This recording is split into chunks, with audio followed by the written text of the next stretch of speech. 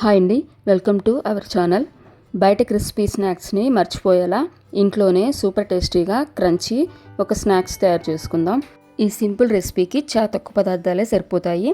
సగ్గుబియ్యము, ఉడికించిన ఆలు, rice floor, ఉప్పు, పచ్చిమిర్చి, ఇంకా జీలకర్ర, అల్లము, ఆమ్చూర్ పౌడరు, ఇవే చాలు. ముందుగా 2 కప్పుల సగ్గుబియ్యంని 3 గంటలు నానబెట్టుకోవాలి. నీళ్లు ఉడకొట్టి ఒక బౌల్లో వేసుకోవాలి. ఆలును ఒక 3-4 తీసుకున్నాను. వాటిని ఉడకబెట్టుకొని ఇట్లా తురుముకోవాలి. ఈ ఆలు వేసుకోవడం వల్ల స్నాక్స్కి సూపర్ టెక్స్చర్ వస్తుంది. ఇప్పుడు కొత్తిమీర, కరివేపాకు, ఇంకా 1 కప్పు బియ్యం పిండి కూడా వేసుకోవాలి.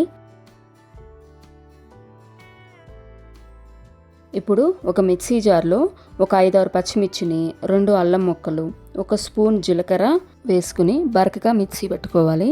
ఈ మిక్సీ పట్టుకున్న పేస్ట్ని పిండిలోకి వేసుకోవాలి.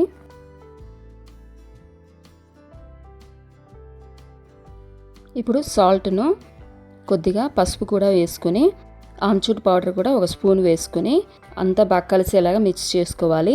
వాటర్ ఏం అవసరం లేదండి, సగ్గుబియ్యంలో ఉండే వాటర్ సరిపోతాయి. కొద్దిగా లూజ్గా అనిపిస్తే కార్న్ఫ్లోరు 1 స్పూన్ కలుపుకోవచ్చు.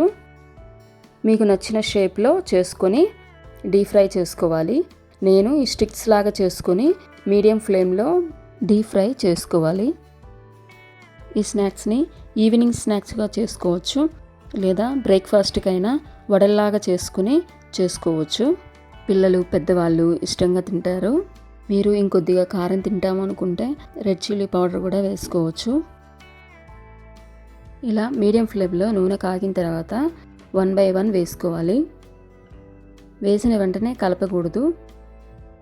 ఒక 2 minutes ఆగి కలుపుకుంటూ క్రిస్పీగా వచ్చేంత వరకు వేయించుకోవాలి.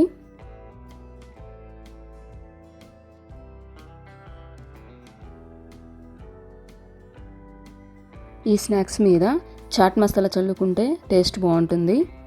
ఒకసారి ఈ విధంగా స్నాక్స్ని ట్రై చేసి చూడండి, టేస్ట్ బాగుంటాయి. ఈ వీడియో కనుక మీకు నచ్చినట్లయితే లైక్, షేర్ చేసి సబ్స్క్రైబ్ చేయండి. మీ ఫ్రెండ్స్ అండ్ ఫ్యామిలీకి షేర్ చేయండి. Thank you for watching.